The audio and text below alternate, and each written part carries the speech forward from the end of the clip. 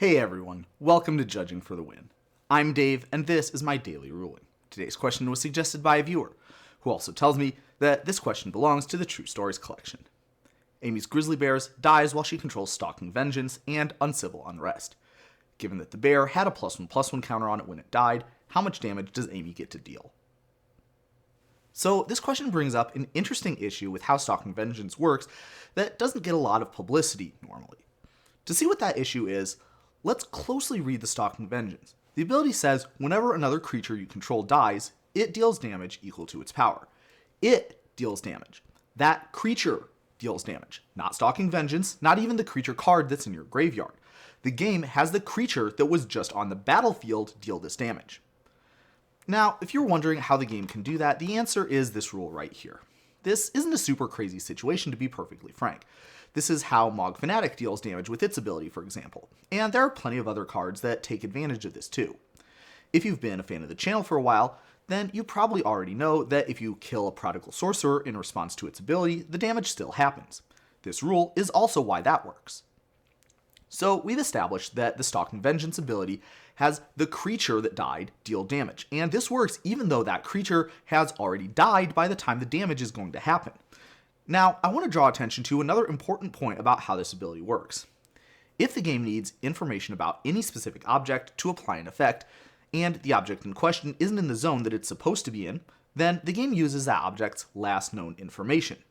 So, for example, if the game needs to know its power, in other words, that creature's power, to decide how much damage to deal when the Stalking Vengeance trigger resolves, it will look for that creature on the battlefield, because that's the only zone where creatures exist. If, for some reason, the game cannot find the creature there, say because it has changed zones, it will use the information from the last time that creature was on the battlefield.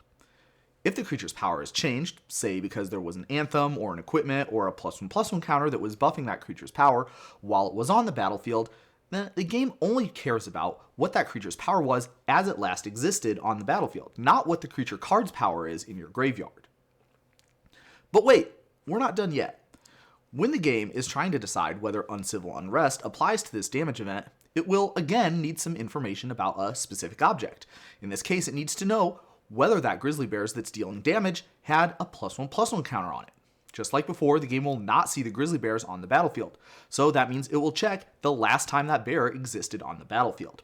Since the grizzly bears did indeed have a +1/+1 counter on it at that time, the Uncivil Unrest will double that damage from 3 to 6, working out exactly how Amy would have wanted. Let's close things out with a couple of challenge questions to test your understanding. First, let's say Amy's grizzly bears dies while it is enchanted by lifelink. Would Amy gain life? The answer is yes. The last time the grizzly bears was on the battlefield, it had lifelink, so the damage it deals would result in Amy gaining life. Spirit Link works a little bit different though. It was first printed before lifelink was invented, so it doesn't give that keyword to the enchanted creature. Rather, it just has a triggered ability that triggers when that creature deals damage. Only problem is that the Spirit Link won't be on the battlefield at the time that damage happens, meaning the ability will not trigger. Next up, let's say Amy has a 2/2 construct token from Urza's Saga, which trades in combat with Nyx's grizzly bears. How much damage would she get to deal then? So this is a more extreme example than what we had before. The token's power in the graveyard is 0, and the token ceases to exist immediately after it hits the graveyard, way before it gets to deal any damage. But on the battlefield, the last known power of that token was 2, so that's how much damage Amy will get to deal with that ability from Stalking Vengeance.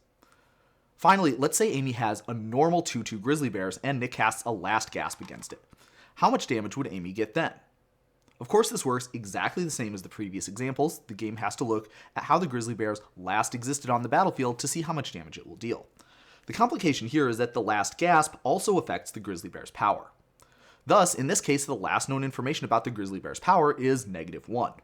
It's not possible to deal negative damage, so Nyx's life total would not change in this case. And that's all I have for you today.